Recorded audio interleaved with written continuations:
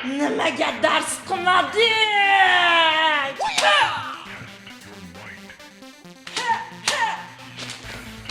Dars qilmasligini ko'rsatib qo'yaman senga.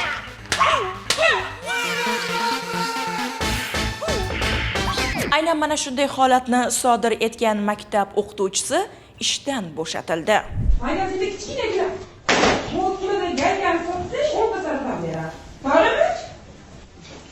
Kitob uchun, mana dars uchun. Ushbu tasvirlar ijtimoiy tarmoqlarda keng tarqalib, jamoatchilikning ko'plab e'tirozli muhokamalariga sabab bo'lmoqda. Holat o'zi qayerda, qachon sodir bo'lgan degan savollar ko'paygan.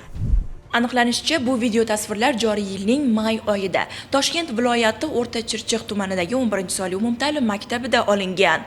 Maktabda dars beruvchi jismoniy tarbiya fani o'qituvchisi o'zi rahbarlik qilib kelayotgan 9-sinf o'quvchilariga nisbatan ularning vaqtida dars qilmayotganliklarini vaj qilgan holda ham qo'llariga, ham tillariga erk berib yuborgan. Ushbu holat yuzasidan Toshkent viloyati maktabgacha va maktab ta'limi boshqarmasi rasmiy munosabat bildirdi. Holat shu kunga qadar maktabning ma'naviy masalalari bo'yicha direktor o'rinbosari tomonidan o'rganilmagan, o'qituvchini tartibga chaqirmagani ham aniqlangan. Ayni paytda maktabning jismoniy tarbiya o'qituvchisi bilan tuzilgan mehnat shartnomasi bekor qilingan. Maktab direktori o'rinbosariga ham hayfsan intizomiy jazo chorasi qo'llanilgan. Hozirgi bolalarni urib, tepib tarbiyalab bo'lmaydi. Mehr berib, ularga ta'lim bergan bizningcha yaxshiroq.